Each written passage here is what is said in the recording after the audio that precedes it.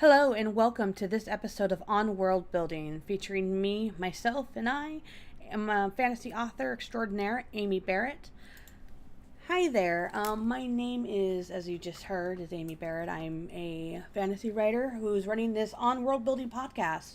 I'm here today. I usually don't do these that soon, and I would like to formally celebrate that I recently found out in the last 24 hours that my book is starting to be propagating the internet in various forms and manners. And that's something I would like to go into topic today as my journey as a writer and going into publication. So please stay with me as I enlighten you on what I have been doing for this last about couple years. Siminia project has been in the making for over, say, about it's about almost 15 years. I'm sort of starting to feel like I'm old, and that's one of those things that with this whole entire project is I started this out when I was about 17, and it's, as you've seen in the last episode, I've talked about some of my various characters and their flaws and weaknesses. And it's sort of one of those exciting things to see that has this project where I worked on the 17 and I shelved it. Seeing it as it comes to life. Anyways, let me get you started. I'm going to show you guys some really cool imagery. I did all these myself. I do have a helper who is not actually at the mouse when these happen. They give me insight, and I also send it out to my readers for feedback. And along with a buddy who's in digital field. Anyways, let me show you my cover. Excuse me. So this is my cover for my new book that was recently started propagating through Google Books. As you can see, it's a prototype, so we're still doing some fine tweaks, so forgive me if you see anything you don't like. Where like the subtext for the front of the cover is going to be changing just to something that's a little bit more easy to read. And as a writer, which we don't see, you rarely see writers who can actually just pull this off like this. I have done this cover 100%. This is not something where I took someone else's template or I sat there and said, hey, someone else design half this. I did a lot of research, hours and hours and hours, along with my background in digital media. So what happened with this cover is that if you notice, there is if you've seen any of my previous covers, we've been doing some color changes. Me and my buddy who helps hang out with me and goes, hey, I like this font, or hey, I hate this. What are you doing there? And so that's what we're doing with that cover, is basically looking at the colors, doing some shifts and changes, and setting it up for the series, because this is a 5+ book series. And we want all the covers, as people buy them, to line up and match and actually show a sequence. So if you notice on this cover, there's not a number on the spine yet. But we're in the middle of prepping that and deciding, what do we want to use? Do we want to use runes? Do we want to use an actual number? Which we're probably going to use a number, make it easy on ourselves. But just wanted to share that with you, how our logo, each one's going to have, a different thread. We're making it, the theme of it is a message in transit for each of our covers. And each of the wax seals will be different for each of the covers, which I'm pleased to announce. As a writer, that is something I did not expect for a cover. Originally, we were testing some more simplified, bare bones designs, because you see some of those, designs you'll see with like Tolkien and everything, where they're really, really beautiful because they're so simple. They're so, I don't know why the word's escaping me from an art standpoint.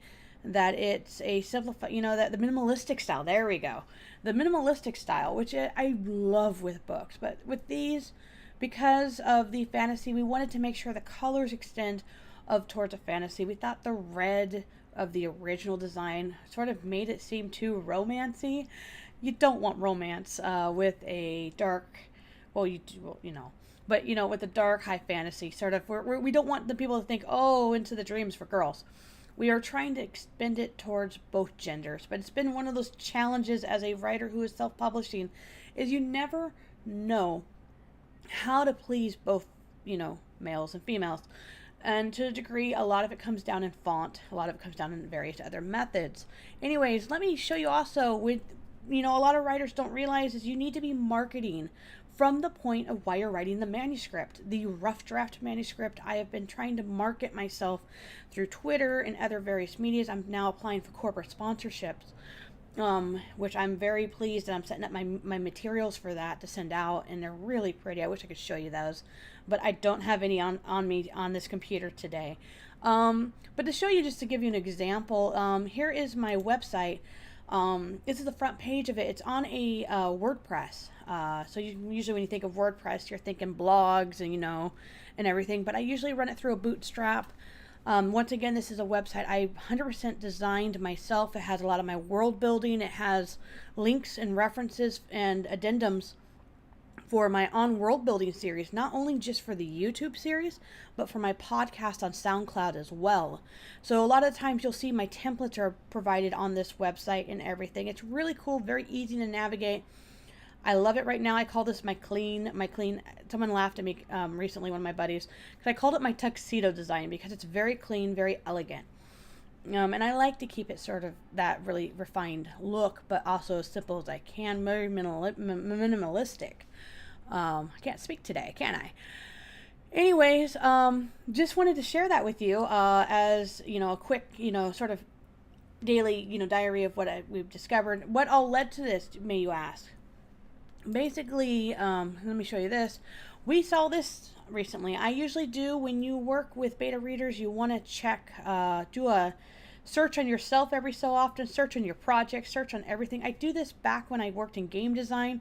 I used to do this too much. Basically to see if anything was leaking out, any NDA, which are disclosure agreement violations. I would actually go and regularly search on top of people that actually helped me with that on a legal basis. And what I did with this is basically I saw this, and this is, by the way, forgive me for the cover. This is when we were testing a minimalistic style, and I never was really excited with this cover. A lot of people did like it. I was shocked with the feedback.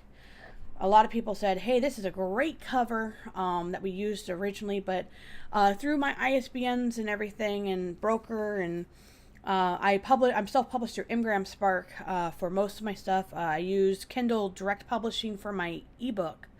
I wanted just to share that with you to show you that, hey, we're now being propagated on the internet. Yay. At least not we, but my series and I. So anyways, I wanted to just share that with you today.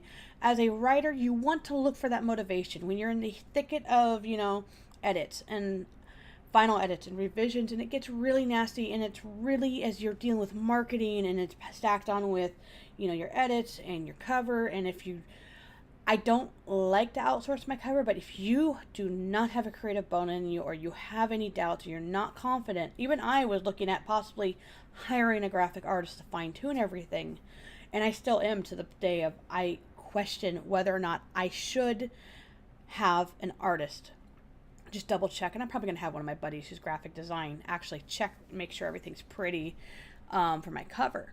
Anyways, wanted to share that with you, and I hope that this was an enjoyment. If you ever have any questions for me, feel free to check out on my website, www.saminia.com.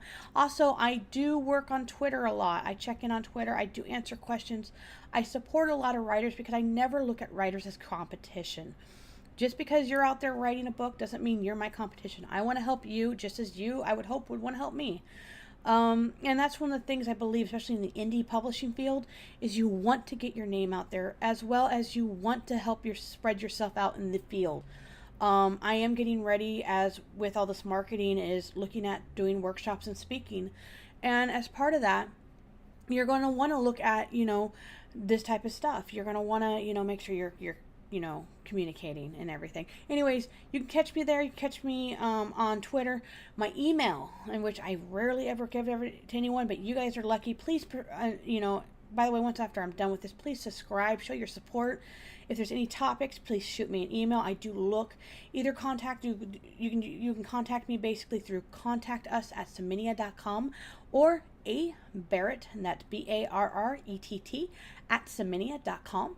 And right there, that's my direct email. I do look at that daily when I can, beyond I get a lot of stuff from Twitter. God, it's terrible. But if you ever want to, connect me there. Or if it's faster, connect me on Facebook through my author page, which you should be able to contact through here. It's on Facebook. It's an official page. Or through Twitter, which I am working on getting my verified and my verification, so that I can have that little pretty, blue thing. Anyways, take care. Hope you have a good day. Have fun. Thanks. And I will catch you a couple days.